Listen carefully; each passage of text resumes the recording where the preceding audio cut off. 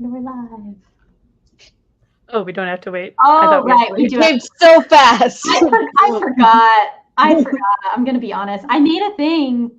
I put it in the branding section, but they make us do a video. StreamYard wants us to pay now if we're going to put up just an image. Mm-hmm. So I made like a 30-second, we're going live soon, but I forgot it existed immediately. So that's okay. We can use it now.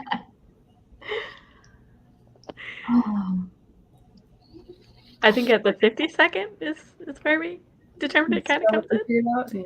See, we've got one viewer. Hey, viewer.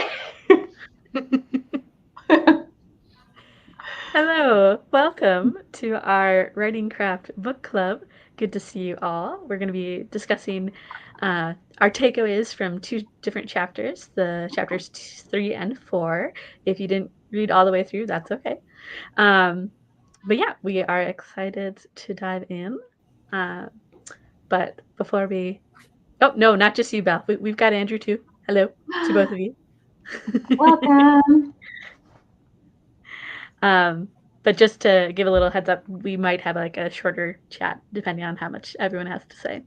But yeah, I thought I would go with a little more open-ended questions rather than so content-focused like last time. So we'll see if we like that better or not. I'm just getting flashbacks to being waited out for answers last time. It was totally fine. Zero complaints. However you want to do it is great. So starting with chapter 3, specific question, he talks about like the emotional world quite a bit in that chapter and what he means by that. And he uses examples from books that he's read to illustrate his different points. And I was wondering if any of you, as you were reading, you're like, oh, this reminds me of this scene or this thing from this book that I've read that I think did this particularly well or ties into this. Because I know sometimes we talked about the examples not necessarily working for us always that he provides. So I was wondering if you had any connections. Which examples did he use in this chapter? Someone who has the book in their hand? One that he used was Gone Girl. Yeah. Right. And Dr. Sleep. Because I just watched the movie. It did make me want to read Gone Girl briefly, like the past. Yes. Like the way he talked about it was like, oh, this is intriguing. I think I've read Gone Girl. This is a long time ago, but I'm pretty sure I have. Yeah. I think one thing I thought about when he was talking about like eliciting emotions in readers is like in some ways I think kind of like unfortunate that he maybe kind of dismisses like young adult literature, because I think there could be some really good examples of eliciting emotion. Because I just thought about like how many, especially like genre books, like will have like that character that just like makes you feel this like visceral like annoyance and like you know, like the we've been talking a lot about Rings of Power just ended. Like there's the character Kimmin, who like I saw like a joke on Twitter that was like in a show about like the rise of the Dark Lord Sauron, like we all hate Kimmin more. Yeah. You know? And like the characters, you know, like Umbridge and Harry Potter, and you know, like all the characters that you just like because they feel like people you know in real life. Like reaction and like anger that they produce in you was something I thought about that he didn't really get into.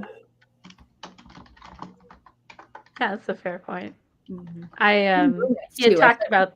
He kind of mentioned romance a couple times, but I feel like it does a really good job of eliciting emotion from you. It seemed like he kind of dismissed romance as eliciting. I don't know if it was this chapter or the other one, but like when I'm listening to the audiobook, so it may have been in the narrator, but when you mentioned like para everything, like there was just like, such an implied eye roll. Like, oh, okay. Yeah. He clearly has his favorite genres. Like we all do. I gotta be honest, chapter 3 is my least favorite chapter in the whole book. The entire section on like morality and the examples he chooses there, I hate it so much. I love so much about this book, but every time I'm like, this like lessens your credibility to me, because it just feels so like we're talking about how complex the inner world is. We're talking about creating something with depth. We're eye rolling at genres that we think lack depth. And then you're going to be like, but I think that you should pick a strong moral for your character to come out on top as, and just like really hammer home on the morals. And it's like, okay. But then we'll give the like pedophile example in the following chapter. So. That example is the reason I feel like I have to do a caveat every time I recommend this book to people, because I hate it so much. If you didn't have, you had a million books you could have picked. Yeah, it was a weird choice. I was also finding myself pretty annoyed at the like, your character has to be a good person for readers to like them kind of thing. I underlined that. Yeah, it's such a like outdated view, I feel like. Like, okay, like the 1950s are calling. But I did appreciate that he does at one point make the point that like sometimes just the character's potential to be good can be enough. And I feel like that was understated. Like that needed to be highlighted a lot more, because I think that's what he was trying to get with the pedophile example. But like, there's better examples out there. I think some of the most compelling characters are the ones who aren't good, but like, they have the potential to be. Yeah. No, I had a similar thought when I read that, because I was thinking of the TV show Once Upon a Time with Rumpelstiltskin. How like there's so many instances in that show where I'm like, you could be good. You could be good. Yeah. Or Rings of Power again. Like we're all in Sauron because like we want him to be so bad because he's hot. Even though like it's not gonna happen. Yeah. Which makes it, all the more tragic. But yeah, I would agree that some of his examples and just like his commentary on the examples, I was like turned off by. Like his Gone Girl example was essentially her thinking like, I'm not like other girls / women. But really all it depicted is that she has like internalized misogyny, where she thinks that she doesn't deserve a partner that loves and supports her, and that should be the expectation. And his comment immediately after that was like, I think it said, guys, don't you wish this was true? Or like, does this sound too good to be true? I was like, what the fuck, man? Yeah, guys. Yeah, because I was following him with that example up until that point. I was like, oh yeah, you're making your point really well here about how like, obviously she says these things and you're like, that's not the whole story. Yeah.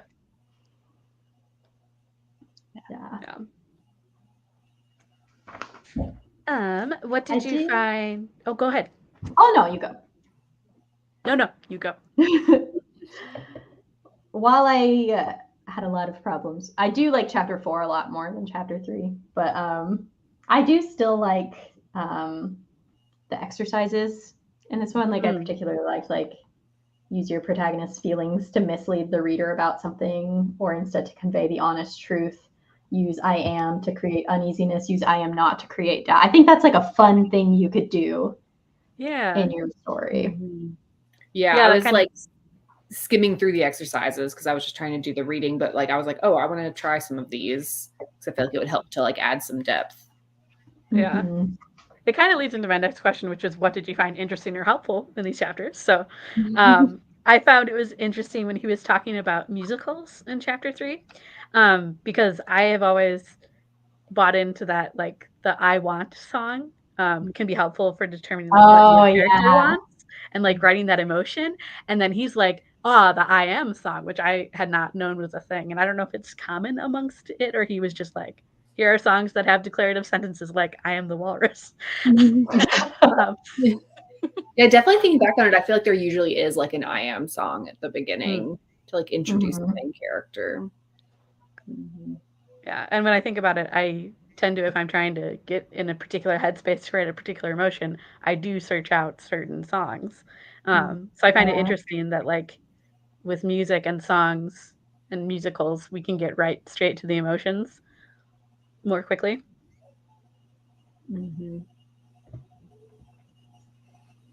Yeah.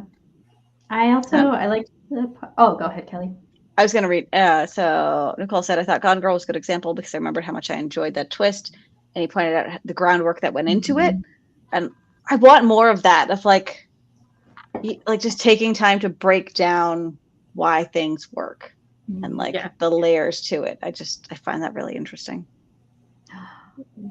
We can do that. Honestly, I feel like you like almost need a whole book or a whole series of chats that's breaking down like one story. I think that's the problem with excerpts is it's like, okay, you gave me 3 paragraphs. That doesn't really give me the context. Yeah. Like it's not going to evoke emotion for me in 3 paragraphs because I don't know the character. Super tangent side chat because Megan had mentioned that maybe she has ideas for like the next 6 months. We should bake something again at some point.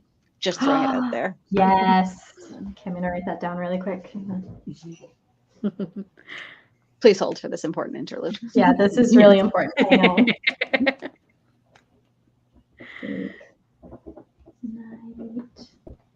I'm also gonna write down like a break it down series. Nice. Which we already have something like that written down in the ideas, but I like the idea of doing like a whole book. Yeah. Yeah. I agree with Andrew saying the exercises seem so fun. I really want to try this. I have not yet tried it, any of the exercises, but I keep saying I will. Has anyone in the chat done any of the exercises? Like even from other past chapters? I'm curious to know how those went, if you did. It was really fun. In chapter 4 especially, I started finding like notes I had left at some other time when I was reading it that was like, could I do it this with this like old fantasy novel that I was working on, I guess at the time. Just like, could I do this there? So that was like a weird like journal almost. Is it a story you think you'll go back to at some point, or? It's one I would love to go back to eventually. I don't know. I feel like I need a little more space from it still, even though it's been years. But it was the last YA fantasy I wrote before I switched over to horror. And I do still love. I think that's like my best world I've ever come up with. So. Ooh. Belle makes an interesting point. They seem great for first person, to be honest. Allows for what character thinks, feels, as opposed to what reader thinks, feels. I had a similar thought about POV when he was talking about that and how a lot of his points that he made in chapter 3 are focused and geared more towards first person. Even though I feel like I've read books that are written in first person and they have multiple different POVs and like they don't necessarily differentiate all that much other than the fact that they're labeled a different person. Versus I've read, third person or other POVs that I feel like I connect with more. So I think it's interesting that he assumes that you're going to connect more almost with an I, the first person. Mm-hmm. I really liked the part, it's on page 36 in the book, but he's talking about how to like evoke big feelings in people, which are harder to evoke. And he says big feelings like dread, terror, joy, or love can be evoked in readers, but not by force. They are most effectively evoked by trickery. Stage magicians use misdirection to take their audiences by surprise. Emotional craft is similar. And then he goes on to basically just say, like, it's in the little details, that details have the power of suggestion. And then after that is the doctor sleep example. And he talks about the red barn reflecting in a hubcap full of water. And I was like, that is very like evocative. Yeah. Yeah, I thought that was one of the better examples in the chapter. Yeah. Surprising because I don't always love Stephen King's writing, but I thought that was a good example. Yeah, that part about the details struck me too, Megan, and it made me think of the book that I'm currently reading, Cascade Failure, where there's a character who's been separated from his niece and his sister, but like when we're in his POV, we haven't really gotten any details about them, and then we get a scene from someone else's POV where they come across him watching like a home video of his niece that he's helping learn how to ice skate, and he's just sitting there watching it and repeating the words, like saying them at the exact same time that he says them in the video because he's now watched it so many times. And it was just like, if you had him watching it, yeah, you'd get the idea of like he misses them. But the fact that he like repeats the lines he's watched it that many times, I was like, that's a good detail. Yeah. And it like hits you because you're like, oh, yes. like I could see myself doing that, even though all the other circumstances might be different. Right. Yeah. Yeah.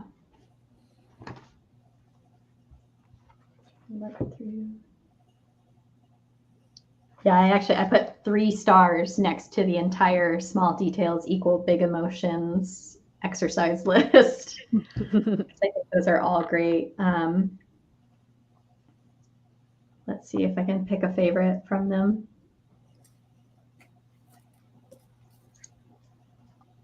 Oh, here we go. I have one marked out. I did it in yellow ink. I don't know what I was thinking. It's hard to see. But this bottom one says, craft a passage in which you convey not the primary emotion that your protagonist or POV character is feeling, but the experience that she is going through. Use details, unusual feelings, non-obvious observations, calm detachment, and wise compassion. I like that one a lot. Nice. Yeah, that kind of led into my next question of, did you have any aha moments or quotes that you particularly connected with? And Belle says also authenticity is really important. Detail just makes you more likely to buy into the story.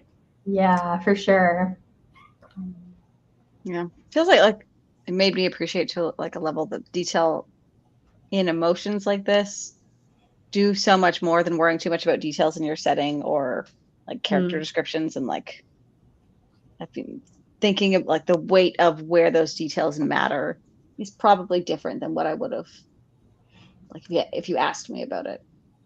So yeah, I'm really enjoying this whole book. Like it gives you a lot to think about. Yeah.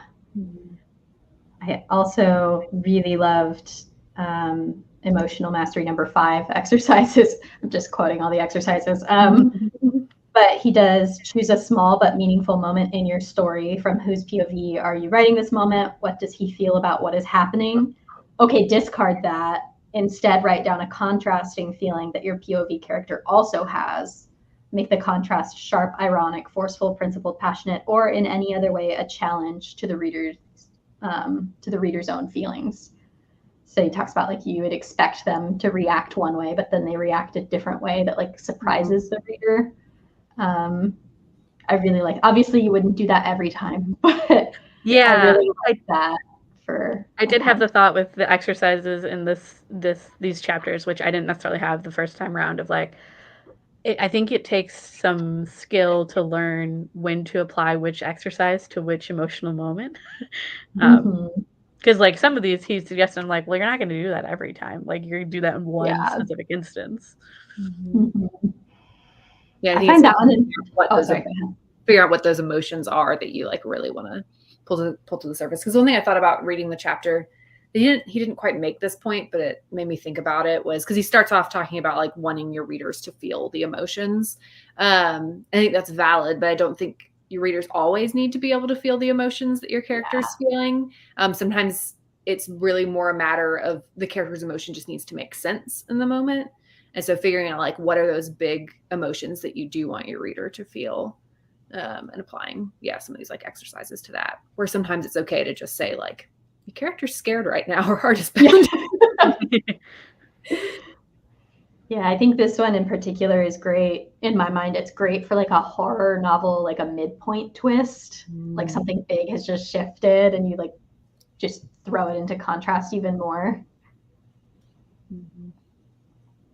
And Griswold, I thought the last bullet point in Emotional Mastery 5 was really thoughtful. I gotta find my book here. I put a little yellow bracket around that one too. It says, craft a passage in which the big meaning of this small moment is processed by your POV character, a processing that's unique to this character and contrary to your reader's own feelings, maybe even to yours. Yeah, I feel like that could be a really rich area to delve into. Yeah. I like that. Speaking of how like we didn't totally agree with some of his like moral good deeds stuff, I like in the Emotional Mastery 6 good deeds, there's one that's like, which character has a justified grudge against another? Build the reasons for it, then enact forgiveness. And I'm way more interested in like which character has an unjustified grudge. Like I feel like some of these good deed ones I want to like flip. Yes, who has an unjustified grudge that they will not be getting rid of?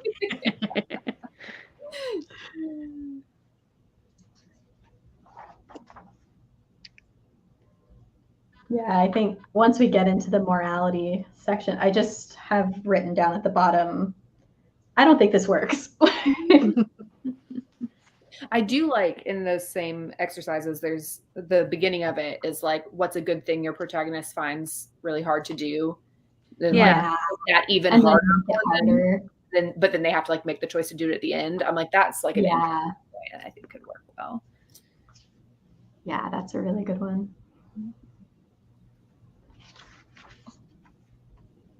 Yeah, I think also as I was reading these chapters, I was reminded of like other pieces of writing advice that I've come across of like the lie your character believes, and that's kind of like the I am versus I am not that he was talking about, or the what was the other one?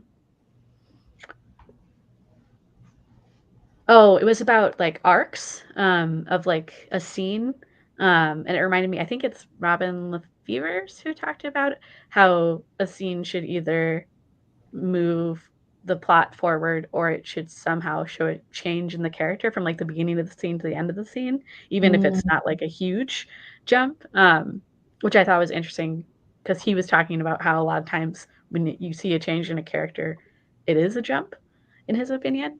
So I thought, what were your thoughts on character arc and his thoughts?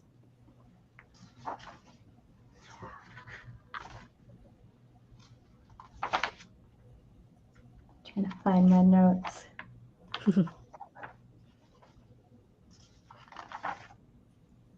I may finally cave and just buy this book physically because having just the audiobook to go off makes it really hard to jump back into other points. Yeah, it's definitely nice. I listened to the first two as an audiobook and then I got the hard copy. Yeah, I think because this was moving into like chapter 4 was where he talked about arcs, and I liked all of this a lot more. I loved his like airport example, talking about how there's like obvious structure and then there's like the smaller things that are holding the whole thing together, but you wouldn't necessarily think of. I got his point, but I hated the airport analogy. But sorry, keep going. I'm trying to think here.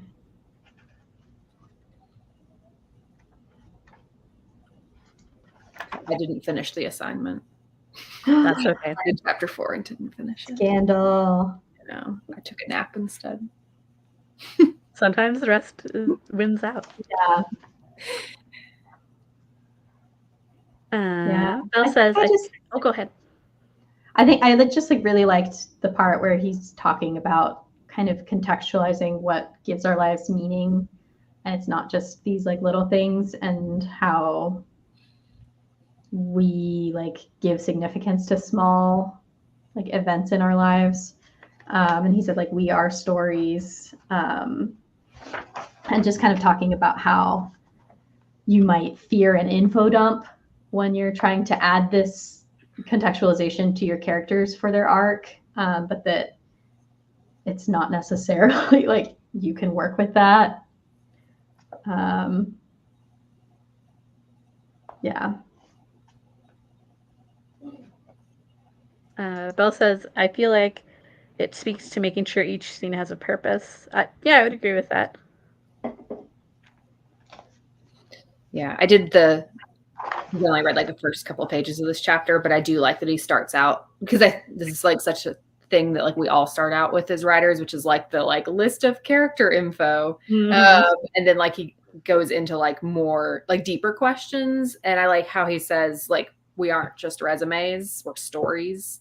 That was like a cool way to think about it, like what are your character's stories versus just like facts about them. Yeah. And he later, a page or two later, he says, what gives information emotional effect is not the facts that it conveys, but the personal significance it holds for someone who understands it. And then after that, right before that, he gives the example of the like zombie book where there's this woman who's like experimenting on children for zombie apocalypse purposes. But how she realizes that she's like dying of non-zombie related things, and now this like child she was experimenting on, and like how the reader knowing that she's dying of something else provides the information that gives it significance to us, the reader. I thought that was really interesting. Yeah, I did. I also was like, maybe I'll read that book. Yeah. I didn't realize there were other, I probably should have, other zombie works that use cordyceps, just like in The Last of Us. I had not played that game last time I read this book.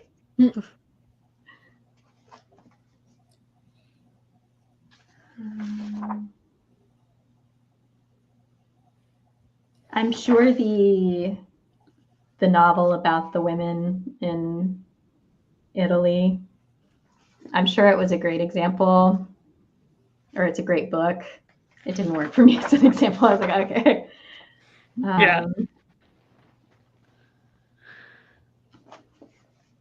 I'm curious, have any of you ever tried to write like a really, because he talks about novels that span a great length of time and how that's particularly tricky. Have any of you ever tried that? I don't think so. I have not. I've definitely thought about it. I don't think I've ever had an idea where it was really, I was ready to take on that particular challenge. Yeah, as a reader, I don't necessarily pick up like decades-long spanning works often to read. Mm-hmm. I feel like the last one I did was like The Seven Husbands of Evelyn Hugo or something, like a long time ago. Yeah. I like the idea of it, but it has to be the right. Yeah. Like.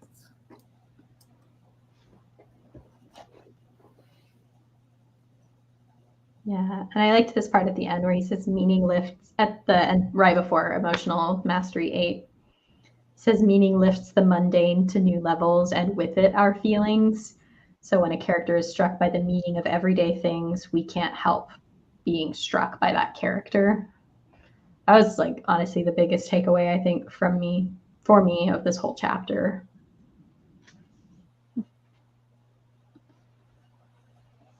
You just got to figure out when and how to do it. Yeah, because again, you can't do it all the time.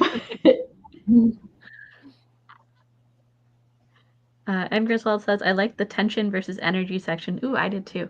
Put plainly, it's the swing between polarities that cause characters and their stories to grip us as if they were real. Yeah, I thought his example with that, where he talked about the guy who like was frozen and then he just ran away, was a good example of that, of like, you know, sometimes we are moved to action and other times we're frozen by our thoughts. Yeah.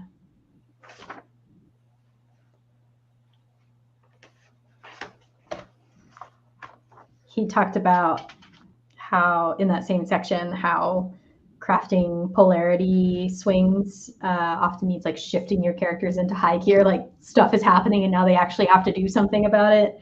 And he was like, as obvious as that sounds, I often watch writers in workshops freeze when it's time for their characters to stick their necks out, do something we can't miss, say things that can't be taken back, or make an inconvenient mess.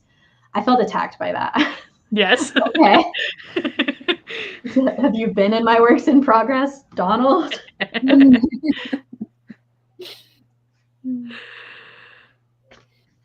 Yeah, I have a hard time hurting my characters. Like, I do hurt them, but like other people are like, oh yeah, I'll go real far in hurting them, or I'll even kill them off. And I'm just like, I'm very hesitant to do that.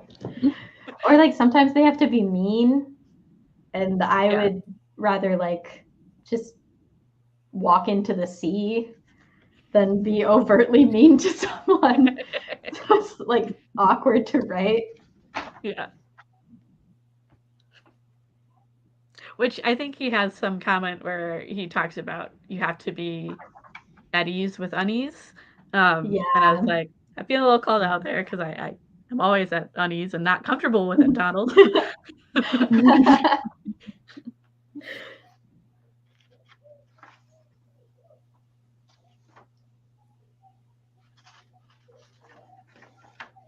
I thought the examples in Mastery 10 and 11, they were like interesting, but they did start to get a little bit repetitive. Just like, your protagonist is helpful. A better person would be more helpful. How can you get them there? Your protagonist is peaceful. A true leader would maintain peace by exerting power. In terms of your story, how? Just again and again and again. And I haven't used those exercises ever. So I'd be curious if anyone has, if they've like worked for you. It was interesting because I thought he was going to go somewhere else with that. I thought he was going to have it be like where your character thinks like, oh, a better person than me would do this, but I'm doing this, or like I feel this way.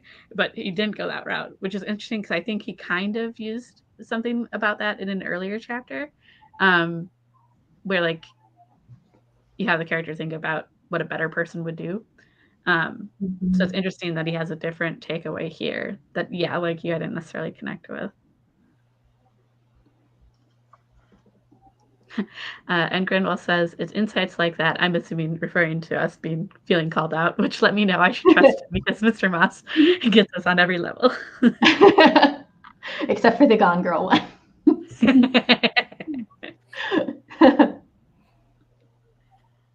Better in what way? Oh, like the characters? That's an interesting question. Andrew, I'm now trying to think of which word nerd used to solve their plot problems by killing characters in the first draft. I like it. It sounds like something Aaron would do. It does. It sounds like something I might have done when I wrote fantasy as well. I got less characters now. I can't just be killing them all. Oh.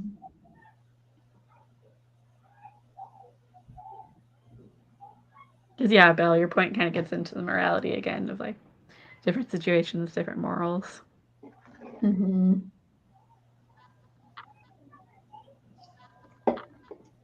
Yeah, I think overall I enjoyed like the first half of chapter 3. I really liked chapter 4. Chapter 4 is the first one that I found like my old notes in and like highlights that were not from this reading session. So I think it's the one that I definitely come back to the most for the exercises. We'll see. Let's see. I think I've got some in like, what chapter is this? The emotional plot. Like chapter 8 or something. Yeah. But I also have a bunch of, oh no, that's 5. 5 is just a long chapter. Yeah. Yeah, Well, 5 is our next chat, I believe. Not like next week, but the next one is only chapter 5 because it's a bit of a longer chapter. Yeah, before we talk about our next time, any other last thoughts or impressions you wanted to share? Any questions you had as you were reading? I wish there was a community that like a forum or something where you could find more examples of like what Leah you'd asked of like, did anything else we could like, if I could just like see examples from different angles like that, I feel like it would be really valuable. It's like I've so rarely discovered a book where I really enjoy the examples and they really helped, mostly because I skipped them. But like getting examples from books that I've read and being able to like, because I think he's making so many good points, and a lot of the time I just end up feeling annoyed at his tone when he's talking about his examples and just like what he chooses and that kind of thing. So do you like I know it's all good advice, but do an edited edition with examples that work for our friend group? Yeah. Yeah, Belle suggests snake one. Yeah. Maybe that can be part of our, when we deconstruct a book, we can kind of look at some of his exercises and figure out which ones we think apply a little bit. Yeah. Yeah, I'd love to do that. All right. Well, when is our next scheduled discussion for book club? So we're going to be talking about chapter 5 on November the 10th.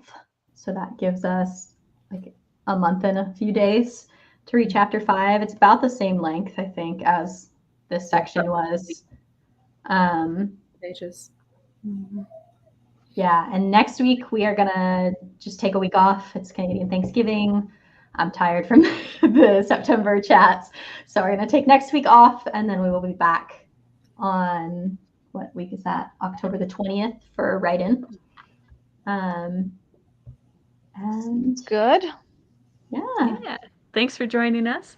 Hopefully you get some takeaways from the book, even if you don't maybe necessarily connect with everything he's talking about. And yeah, we will see you not next week, but the following week. And hope you have a good week off. Bye. Bye, everyone.